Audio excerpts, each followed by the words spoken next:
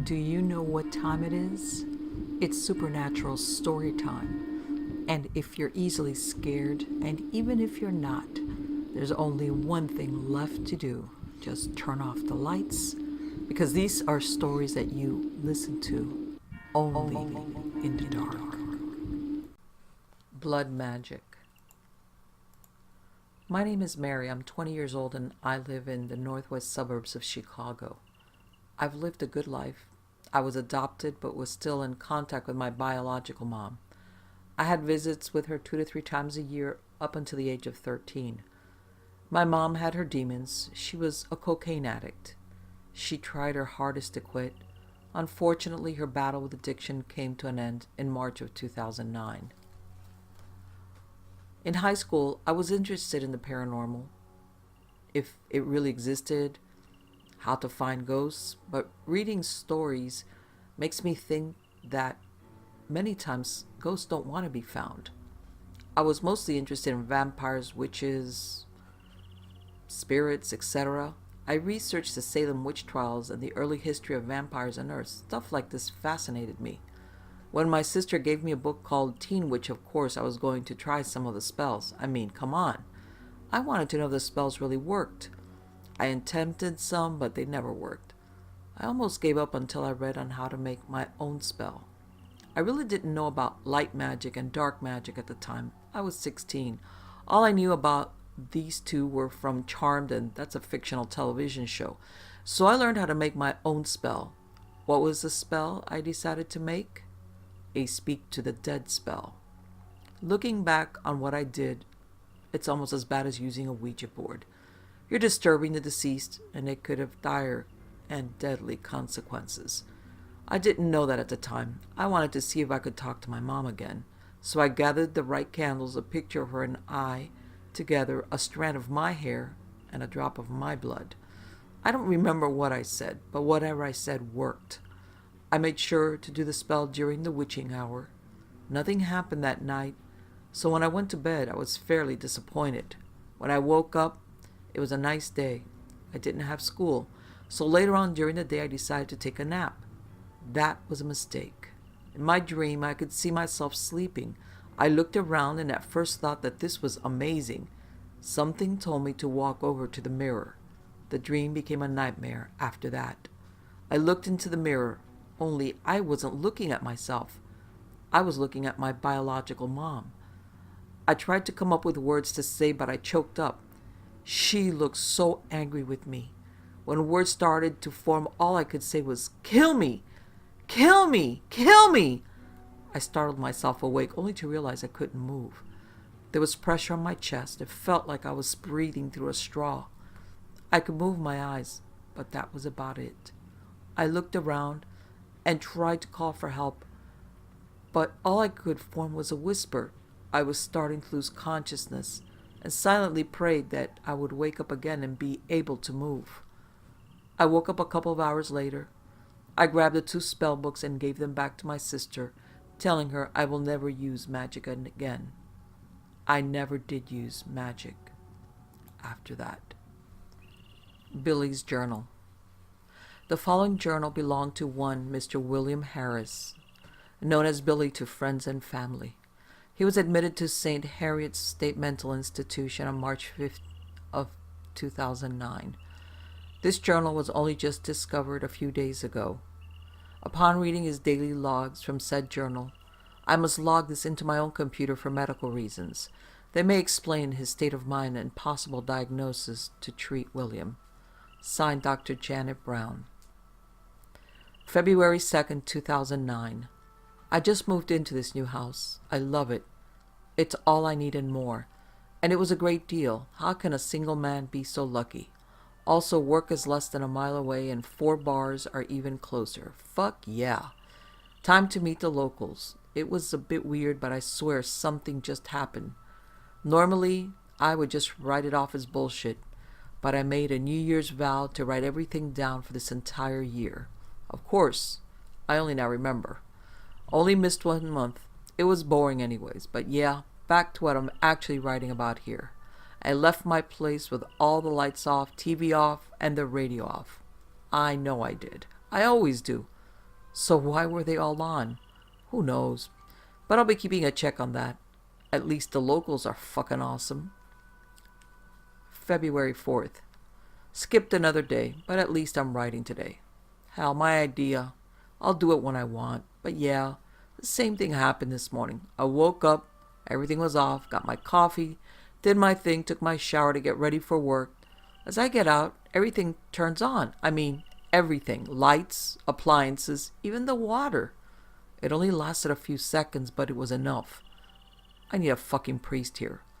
Why does my sports team always suck? Every damn year they blow a draft and pick up poor players. Come on, damn it. The same guy must pick the drafted players on all three teams. Asshat. Well, logging off for the night, tired, and work will be hell. February 5th. Well, holy shit. Saw that coming. Work was a bastard today. Boss riding my ass, stupid incompetent co-workers. I basically did everything by myself today. I should get paid more to carry their asses. Well, enough of my bitching. All seems calm in the house. Nothing crazy or out of the ordinary. Thankfully, that would just be the icing on the cake today. February 6th. I bought a parakeet today. I'll name her Tara. Like ex-wife Tara. High-pitched squeaks and won't shut up. Might be sisters, really. Same beady little eyes and skinny legs, too. So it's truly a perfect name. Well, that was creepy as shit. I swear, when I was sitting here watching SportsCenter, I heard a whisper. I muted the TV and just sat there trying to listen, trying to hear it again. Nothing. Probably the burden and stress from work. Okay, it's 3:33 a.m. I'm wide awake after what just happened. I was woken up to a loud bang and what felt like something hitting my bed. Nothing was around, and all seemed fine. Then the real crazy shit happened. The lights flickered on for just a second, and I thought I saw a woman standing in my bedroom doorway. Fuck this house for a while. I'm staying at Steve's. February 10th. Well, fuck. In all my sleepless panic, I left the laptop and Tara. And what I come back to was insane. The bird was in pieces, 6 fucking pieces. What the hell? How? Better yet, what? Hell, I don't want to know. But I can't impose on Steve to room and board my ass until I find the number to Ghostbusters. Shit is crazy. What the hell now? I was relaxing one minute, then the next I was in the doorway to my bedroom just standing there. It looks like 33 minutes passed. And I have no idea what the hell happened. I'm freaking out. February 13th. Everything seems good over the last few days. Nothing crazy, except for my work being easy. That shit never happens. Co-workers have seemed to look at me a little differently. Kind of in a bad way, like they fear me. Good. Let them work with me easier in any way possible. My back hurts enough without picking up all their slack as well. Okay, what the fuck? I blacked out and lost another 33 minutes. What the fuck did I just write? What the fuck does that mean? That's it. I'm buying No-Dose and Red Bull. Enough to keep my ass awake for good. This shit ends now. February 15th. I've been up since my last post. Just over 72 hours now. Eyes are playing tricks on me now also. Keep seeing things. Weird things. Also, I heard Tara, the bird, multiple times. It's been dead for a few days now. It's still in 6 pieces in my trash bag outside. I hope.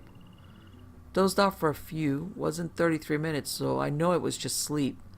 My body and mind must have needed it. Kinda wanted to sleep through. Oddly, I haven't had any Red Bull or No-Dose. Still up for 76 hours. Crazy. February 16. Can't sleep. Need to go into work. They sent me home. I might be fired. Oh well. I can spend more time with Tara and Nisa. February 18. I just woke up. Good sleep, but I don't remember my last post. Tara and Nisa? What? Tara's dead, and who the hell is Nisa? I don't even know a Nisa. What the hell is happening to me? The maiden in white is here. Nisa will be reborn. Blood stains the halls. Nisa's blood stains the halls. February 20th. I don't know what is real anymore. What's make-believe? Am I going insane, or is there something in this house that's messing with me? I asked the landlord about past tenants. He didn't mention anything important. No Nisa. I'm looking into this myself. Well, no shit. I found what was going on. I think.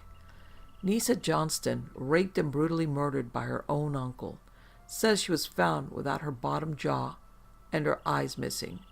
They were never found.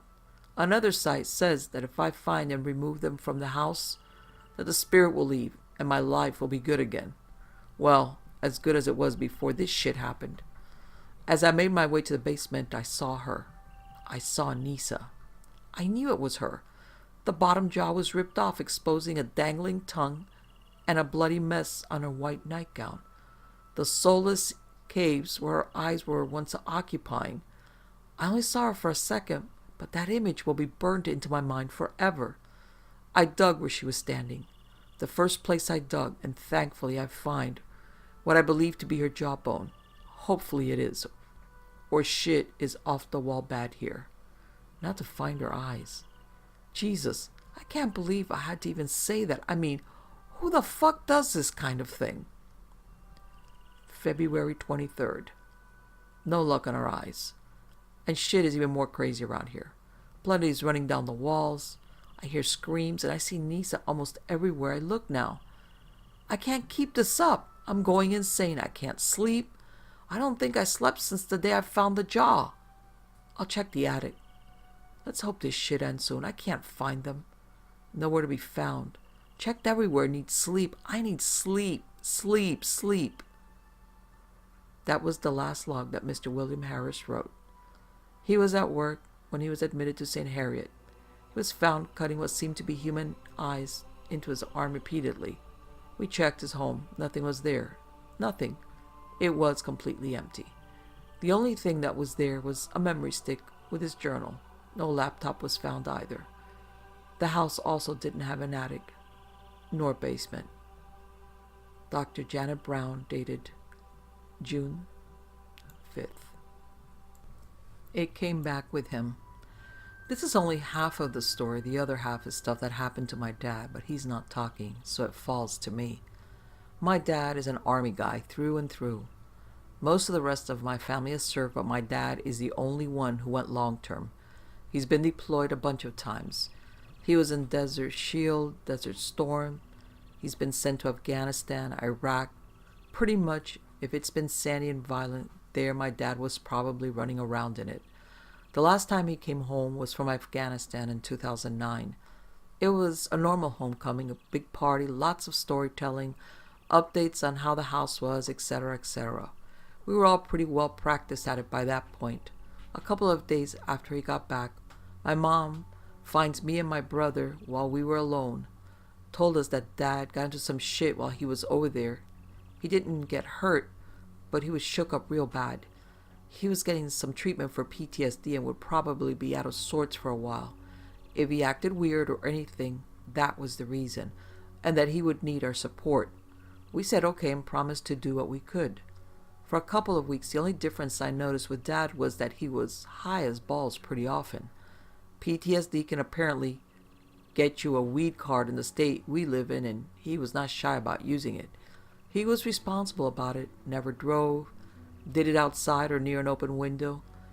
Even when he wasn't stoned, he seemed to be back to his gruff, no-nonsense self, commenting to me about school, harping on me to get a job, asking after girls I'd mentioned. Typical involved dad stuff. It was the middle of summer, months after he came home, when I woke up one night with the insistent need to piss. I tiptoed to the bathroom and took care of my business when I heard a noise from downstairs. Not a thud or a creak like the house settling, more like a soft thump of a drawer closing. Not a noise that could be made accidentally. At first I thought it was the dog, but I'd left her curled up in my bed and I doubted my cat would make a sound like that. More curious than worried, I went downstairs, once again trying to keep things quiet. The only light on the whole floor was a small bulb above the range that we can't turn off anymore, the knob having long since disappeared somewhere, forcing us to simply replace the bulb every few years. Standing there in front of it, facing me, was my dad. He, like me, had decided not to get dressed, was only wearing a pair of boxers. He was crouched, bouncing on the balls of his feet and darting his head back and forth, checking his sides. It took him a good 10 seconds to notice me standing right in front of him. When he finally did, he almost jumped out of his skin. I asked him what he was doing, and he sputtered something about being thirsty and that I needed to go back to bed. I figured he was smoking in the house again since my mom put a ban on weed in the house a week ago. I rolled my eyes and told him I wouldn't tell Mom if he was smoking and that we both needed to get some sleep. That's when I noticed the knife. It was his combat knife, a big piece of matte black steel he brought back from Afghanistan, and it was bloody. I thought he was having a flashback, had maybe hurt himself in a fugue or something. I was about to ask him about it when the front door swung open. Both of our heads snapped to the noise, but I was the only one who could see the actual door from my position. The screen door was still shut, letting in a bit of moonlight. I remember thinking that was impossible, since you had to open the screen to get to the actual door. A harsh wind blew at me that reeked like burning rubber bands, and I recoiled from it. I only had a second to smell it before my dad rushed over and slammed it shut, cutting off the smell with no lingering odor. He racked the deadbolt in the chain, even bracing a folding chair under the knob. He turned back to me and asked if I had seen it come in. I told him I had no fucking clue what he was talking about, and he was scaring me, but he just repeated his question, walking close, and dropped the knife. When I didn't respond, he grabbed me by the head and repeated his question very slowly, never breaking eye contact. I told him I didn't see anything, and he let out a sigh of relief. He let go of me and started pacing the kitchen, muttering inaudibly to himself and wringing his hands. My knees were shaking. I was so afraid. I thought my dad was having a nervous breakdown and he was going to end up hurting himself. I saw the knife on the floor and decided that I needed to keep it away from him, for mine and his sake. When I grabbed it, I could see that it wasn't blood on the knife. The color was lighter, and it looked too translucent, like an off-shade of jelly. My dad stopped pacing and went stock still, his head cocked like a dog that heard a car door close. He started breathing heavy, eyes going wild. He turned to me and asked me if I could hear something. I shook my head, not hearing anything. My dad was in an artillery regiment early in his career, and as a result his hearing was completely shot. Him noticing a sound before I did was impossible. But then I did start to pick up something. It wasn't a noise, not really. More of a feeling like someone was blowing in my ear, twitching the hairs in there. I flinched at the sensation, finding it incredibly uncomfortable. I stuck a finger in my ear and swirled it around, finding that it did not help in the slightest. When my dad saw me probe my ear, he went completely ashen, ghost white. My dad is the toughest, strongest guy I know, bar none, and I have never seen him look like that afraid. Moving faster than I thought he could, he snatched the knife out of my hand, spun me around, and locked his arm around my neck. I struggled a bit, slapping at his arm and trying to wiggle out, but couldn't get out. I felt him sobbing, apologizing and saying that I needed to go to sleep. You'll be safe in your sleep. That's what he kept saying to me over and over until I passed out. When you get choked out, you're only unconscious for about 10 seconds, maybe more if you're unlucky. You feel like crap when you come to, but that passes pretty quickly. By the time I woke up and managed to look around, probably about a minute had passed. The range light was off, shattered, I found out later, and the front door was open again. Except this time, the screen was shredded. My mom came thumping down the steps wrapped in a pink bathrobe. She saw me lying at the base of the steps, and I told her to call the police. They found my dad a little more than a mile away, through a sort of thicket near our development. He was all torn up from thorn bushes, and he'd been stabbed by something round. He was passed out from blood loss by the time the paramedics got to him. They never found the knife. He had a psychotic episode, the doctors told me, brought on by his PTSD. He claimed that he didn't remember anything. He only recalled waking up late, a few flashes, and then being in the hospital. He apologized, said that nothing like that would ever happen again, and went to his treatment. Every time I tried to talk to him about it, he just said he couldn't remember and that I should just drop it and be grateful it's over. There was never another incident like that again. No flashbacks, no anxiety or delusions. My dad stopped smoking and got a job training MPs for the National Guard. My mom tells me that we're lucky, that with what happened to him, it could have been much worse. Guys with PTSD are sometimes non-functional, completely shattered by their memories. I don't think bad memories are all that my dad brought home from Afghanistan. Don't go in the lake. My wife Maria passed in the fall of 2009, brain tumor. It came as a shock to all of us, and unfortunately the doctor said we caught it too late to expect anything more than a few months regardless of treatment.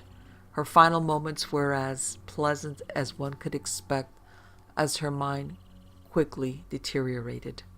My daughter Emily spent every second of her free time by her side in the hospital, while I struggled to make ends meet and give my wife as much time as possible with whatever medications we could get. About a week after the funeral, my lawyer called to give me details about Maria's will. She left everything to us, including a small property in Pennsylvania that I'd never heard about. I found it pretty strange that she never mentioned it, and there was nothing in the will that said anything else about it, but my thoughts were pretty scattered around that time, and grief took hold, leaving little room for curiosity. Around May that next year, I made the 5-hour drive to check things out. I'd been told that it would still be pretty cold up there, but being the avid mystery fan I am, curiosity eventually won out. Emily was spending the weekend visiting my sister, so I had plenty of time to see what Maria had left us. To my surprise, the grounds were in pretty decent shape. Weeds and grass had grown over some of the walkways, but the area was breathtaking. Compared to the city, it definitely had potential to be a nice mini vacation retreat.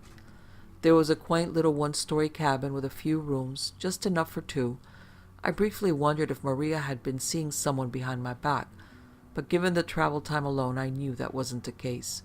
Aside from a thick layer of dust and some major cobwebs, the place was completely livable.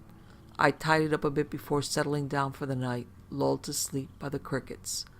Despite my surroundings, I didn't actually get the best sleep that night. I had dreams of deadly creatures that lurked deep below the water, ancient predators raging with hunger. I didn't think too much of it, considering the stress I'd been dealing with, and chalked it up to my brain trying to deal with the confusion and mourning. I spent the morning reading on the porch, admiring the scenery, and failing miserably at bird watching. That afternoon I explored the rest of the property and found a splintered set of stairs leading down to an equally splintered dock. They weren't in shambles by any means, but I would definitely have to do some weed whacking, sanding, and staining for them to be useful. I later inquired about any other details regarding the property and learned it came with a small motorboat that had been safely stowed away in a local marina storage space. Anyway, fast forward about a month and the stairs and dock were in good shape, and I finally got the boat to work. It was peaceful out there, a pleasant relief from city life. I took Emily up there for the first time, and we sang to the classics during the drive through Amish country. We explored together and had a picnic partway through, hiking around one of the tiny mid-lake islands. We had an excellent day sharing this secret little piece of my wife's history. That night, though, that's when the nightmare started. I remember Emily screaming in horror, jolting me awake in an instant. She was thrashing about, sweating, and I immediately woke her to try and calm her down. We stayed up a few hours that night before falling back to sleep. The next morning, Emily seemed to have shrugged off the nightmare, and I thanked the stars my kid was still at that resilient age. I was reading on the porch again when she picked up my half-eaten jam and toast to take a bite. "Morning, kiddo. Feeling okay?" She finished chewing. "Yeah, but those monsters in the lake are kind of scary." We talked a bit about how dreams and nightmares weren't real, and after lunch we spent a few hours on the boat, driving around and doing a little fishing. Emily caught a small sunfish, and I caught a nicely sized hunk of algae for which she teased me relentlessly. That night I grilled us some hot dogs as we watched the fireflies dance over the lake. It was beautiful watching the lights flicker on and off in the distance, reflected in the calm waters below. We wound up returning to our new little cabin by the lake every other weekend for the next 2 months. Eventually, Emily learned to love it on the lake, and being surrounded by nature was all an office drone like me could ever have asked for. I'd spend the mornings catching up on the latest mystery novel, and would spend the whole afternoon on the lake, fishing, water skiing, swimming, exploring the little islands, you name it. It was the happiest place I could imagine, and in the evenings I wondered why Maria never mentioned her little hideaway. Now, if I said life was perfect, I'd be lying. Emily, bless her, had more terrible nightmares about the lake. Some nights we'd stay up till dawn in silence watching the sunrise, and other times we'd talk about what she'd seen and how it was just a dream. Always the same dream. "She's trying to warn us, Dad." Emily would talk of beasts lurking in the murky waters, half wolf, half shark, 100% deadly predator of the depths. Whether it was a metaphor for something else, I didn't know. I figured it was her mind dealing with the loss of her mother. Emily began insisting I buy a gun in case the wolf sharks turned out to be real. Not one to keep firearms anywhere near a 10-year-old, I bought a sword. It was silly, I know, but it seemed to suffice. I had to take it wherever we went, and Emily started calling me a pirate. And we'd laugh as I made a terrible impression of a pirate. As all dads know, pirates make for excellent bad jokes. Then my nightmares seemed to subside for a while, and we drove up every weekend in August. We told each other bad ghost stories around the bonfire and made s'mores to eat in the hammock as we watched the fireflies. We never seemed to catch any, though, and they were always only over the lake. One particular night, Emily suggested we drive the boat around at night to try and catch some fireflies. I agreed, grabbing my sword and heading to the dock with her. It took a few tries, but I got the boat up and running, and we headed into the middle of the lake, Emily clutching a mason jar to her chest. I turned the engine off so she could reach out to catch a few of the lightning bugs. They seemed to really like the water surface. Once the ripples from the engine flattened out, I held her waist as she reached over the edge to grab a pair of them within the jar. The fireflies got closer and were nearly in reach when suddenly an enormous creature burst through the water surface, a toothy maw clenching angrily around my daughter's arm. It pulled hard into the water, straining my grasp. Dad instincts kicking in, I held Emily in one arm and reached for the sword with my other. I fumbled, dropping the sword on the floor of the boat. Emily's screams echoed across the lake, stirring birds from their nests as more fireflies gathered towards us. I reached out and finally got hold of the sword and in one motion swung to stab the creature in its gills. Getting a closer look, the beast looked like something out of a beast sci-fi movie, or one of those new Pokemon. It was larger than my daughter, shaped like a shark, but with patches of fur here and there. Its eyes glowed yellow, and the snout formed the jaw of a wolf covered in Emily's blood. It seemed to loosen its grasp on my daughter, and I stabbed it again and again before it finally let go, whining like a scolded dog. A big angry dog. The fireflies grew closer, and I knew more were coming. I revved the engine as Emily sobbed in the fetal position, holding her bloody arm. The boat rocked as the wolf sharks rammed against the hull until finally the engine kicked in. I nearly lost my footing and Emily rolled and smashed into the side of the boat, but we were off, racing to the dock. I broke every speed limit, driving Emily to the nearest hospital, which wasn't close by any means. Luckily, we got there in time for her to regain most of her feeling and movement over the following years, but the scars remain. She hasn't been to the cabin since. Needless to say, I sold the boat that summer and proceeded to dismantle the dock and stairs leading to them. I still go to the cabin when Emily visits my sister, trying to connect with that little piece of my wife I never knew about. The nature is still beautiful, and I still read mystery novels on the porch. However, I never stay more than one night, and on those nights I still watch the fireflies dance across the lake. When things go wrong. I'm not proud of it, but a couple of years ago when I was a bit younger, I used to be part of a gang. We weren't a crazy hardcore gang with a bunch of tattoos on our faces and shit like that. We didn't beat people up for no reason or get involved in drive-by shootings or anything. We just used to befriend rich kids from the college campuses near the house we squatted at, get invited to their parties, and then rob their friends for dope money. Not at gunpoint or knife point or anything. We just picked up stuff they'd leave lying around. Simple things, stuff like iPads and smartphones, and we'd sell them on.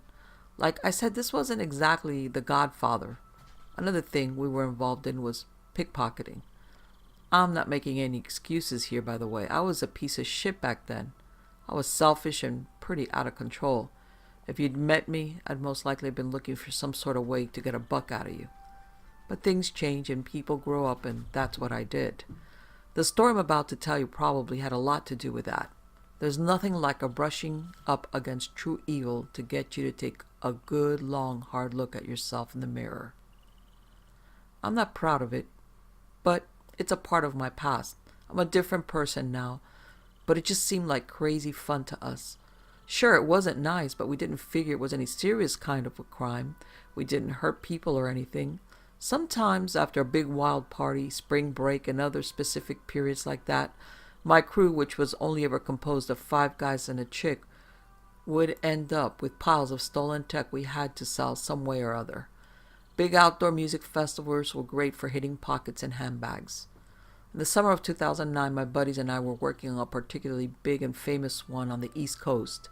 I won't name it because a number of my buddies are still in the game and I don't want to cause trouble for anyone, but it was pretty big and pretty wild. Again, not making any excuses, but working big music festivals like this one was actually really hard work. They are crawling with security. Picking pockets and bags in the crowds is easy enough, but then getting your stash out of the venue has to be run like a military operation. You need wire cutters to put holes through the chain link fence and kit bags to carry the stash. And you need to be slick. You've got a pretty small window you can work with, so you gotta work real fast. It's not rocket science. You spot a target, nod at a member of your crew who makes a point of bumping into someone in the target's line of sight. You strike in that moment, their focus is diverted, and vanish into the crowd. Sometimes you swap around. You get better at it with practice. Anyway, by the end of this festival, our stash was ridiculous. The only girl in our crew distracted the handful of security guys still stumping past all the drink bottles and junk laid across all the floors of the venue long enough for a buddy and I to slide what's left of our stash in a kit bag through a hole in a chain link fence to another buddy waiting for it on the other side. The whole crew, 6 people in total, met up on the other side and decided to hit the woods to celebrate a job well done. Wait until daybreak and then head towards our hotel room. At least that was the plan. It's kind of weird to think about it, but while all the other partygoers were cutting loose, dancing, and getting high, my crew and I were working our asses off, so we didn't get to clock off until late in the day. It was almost 3:30 a.m. by the time we stumbled into the backwoods behind the venue, and one of my buddies sparked up a well-deserved joint. We lighted a fire in a secluded spot and gathered round it. It was the last of the summer festivals, and the air was already crisping up a little. My buddy, our sort of unofficial leader, suggested we started going through the stash to see what we got. This is pretty typical after a big job like this one. The guys I used to roll with were all pretty good at jailbreaking phones. I hate to tell you, but I was too back then. Still am. The guys liked to go through the phones and iPads and see what kind of stuff they could find. One of the times in the past, one of the guys in my crew had managed to blackmail the son of an oil company billionaire. You never knew what skeletons you might find in people's dark hidden places. The kid was this high school jock, primed for the NFL, that kind of deal. But my buddy had found photos on the kid's stolen phone of this big macho dude with something other than a twink in his mouth, if you know what I mean. I'll let your imagination figure out the rest. He blackmailed the kid for months before finally releasing the images online anyway. I didn't approve of that sort of thing, mind you, and I didn't really get involved in it myself. But a few of my bros did. Beyond that, they'd go through phones for nude selfies that hot chicks had taken for their boyfriends and stuff like that. My buddy, the lead guy, suggested we start jailbreaking the phones while we drink and get high to save having to do it all in the morning. We started. The chick in our crew shook her head at us as we unblocked phones and showed off whatever smut we found on them to each other like a bunch of self-congratulatory frat boys. My friends pulled a phone out of this kit bag. It was a beat-up Samsung with a well-worn Hello Kitty sticker on it. He struggled to unblock it and then handed it over to the dude in our crew who was the best at that sort of thing. We called him Geek exactly because he was the tech one. Geek set to work on the phone the other guys were struggling with, and within a couple of minutes he was raising his eyebrows and gritting his teeth. This phone was proving harder to crack than it should be. The rest of the crew didn't even notice that Geek was having trouble. Two of our crew were always fighting.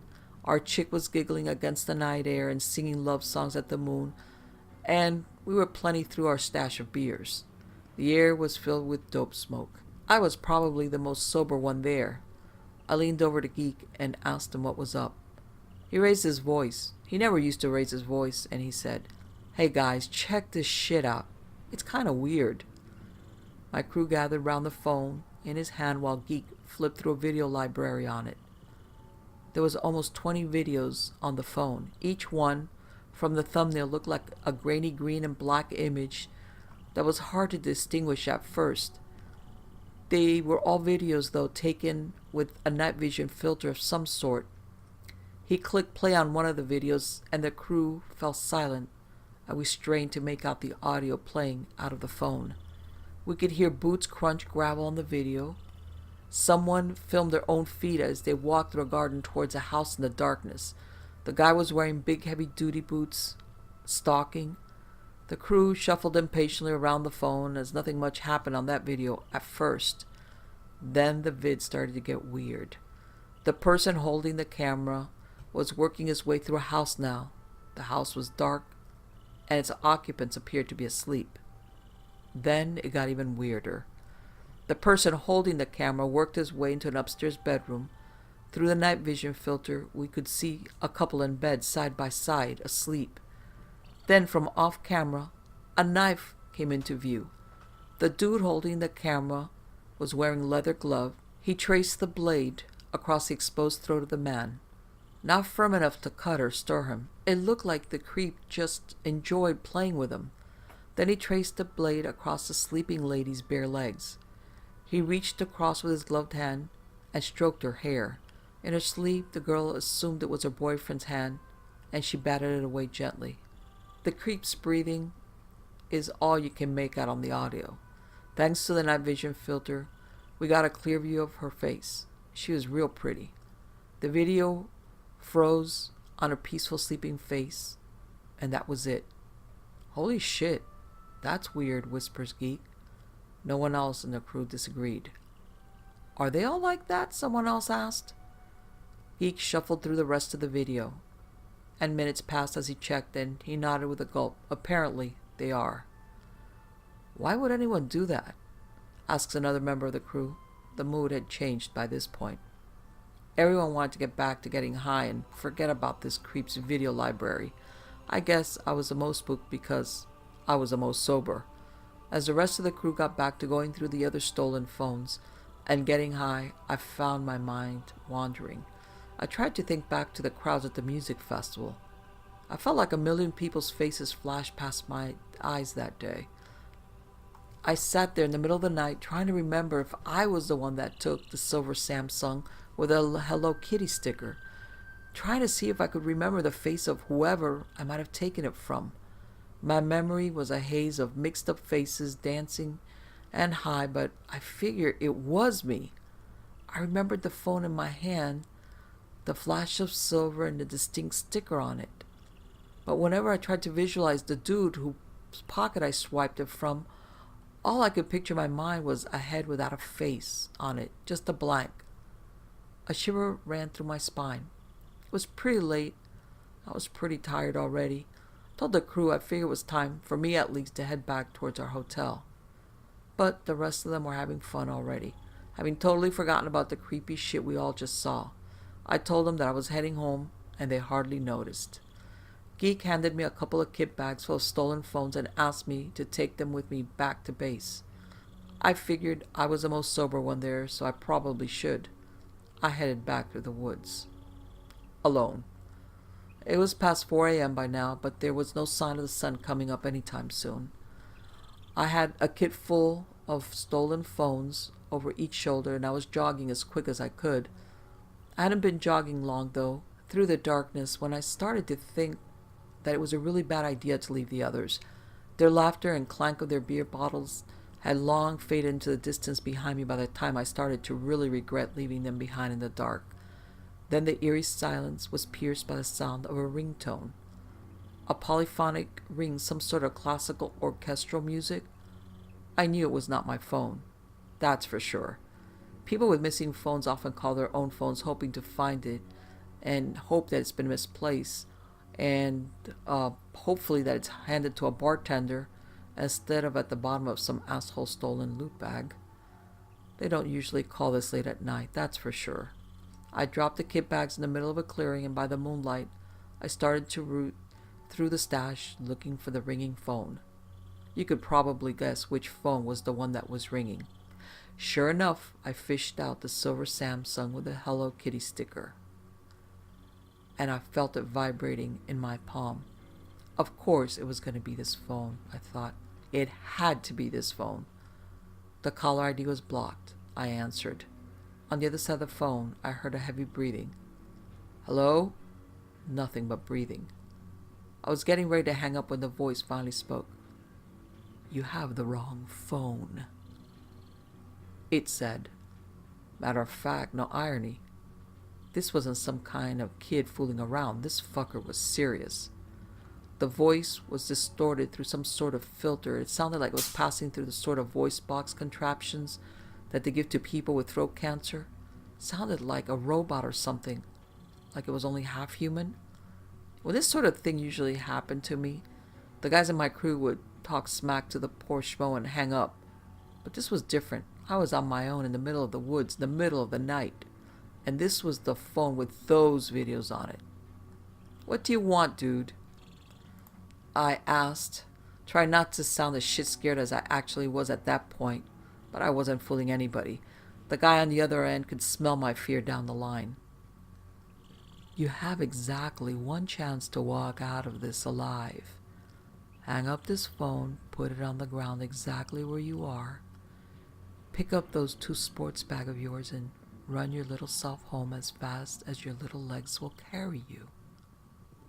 I remember thinking to myself, how does he know I have 2 kit bags in front of me? And then it dawns on me. He's watching me from somewhere in the woods right now. Suddenly, I scanned my surroundings, expecting to see a pair of red devil eyes looking back at me or something. But what's even more scary was that I see nothing at all. Just dense woods and bushes, and yet I know he's out there somewhere. My heart started thumping out of my chest. I hung up, dropped the phone, picked up the bags, and ran faster than I've ever run before. From the main road beyond the woods, I called the crew in a panic, but they were too wasted and too high to take what I'm saying seriously. They tell me to go to sleep it off, even though they know I'm sober. I got back to the hotel and spent what was left of the night staring at the walls and watching for the daylight to come. They stumbled home mid-morning the next day. Turned out they slept in the woods without any incident. No one was still taking me seriously. I wasn't an angel growing up by any means, but this was the first and only time during my life of crime, such as it was, that I felt myself brush up against true evil. After that night, I distanced myself from my old crew. I got a job in Target, not exactly ideal, but it was a step in the right direction, away from that wrong path and all the dark roads it had the potential to take you down. It's hard to walk away from quick and easy money, but that brush with that guy in the woods, whatever he was, gave me a pretty good reason to try my best to stay on the straight and narrow from then onwards. Fast forward several months, and I'm in the store buying a carton of milk, when something stops me dead in my tracks. They usually put pictures of missing people on milk cartons in my state, and on the one staring back at me is a face I know. Unmistakable, no doubt about it. It's the girl from the video on that damn phone. She's been missing for months, apparently.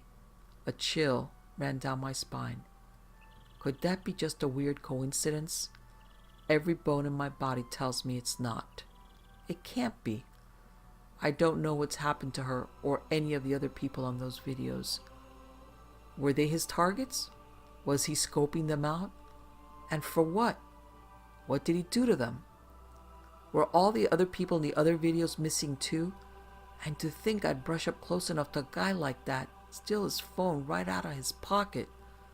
To think that he was just there among all those people in that big old music festival, drinking and getting high, not with horns on his face, not with goat legs, not floating 3 feet in the air like a damn ghost. He was just a guy with a face so ordinary and forgettable that all I can ever see in my head is a blank each time I try and picture it.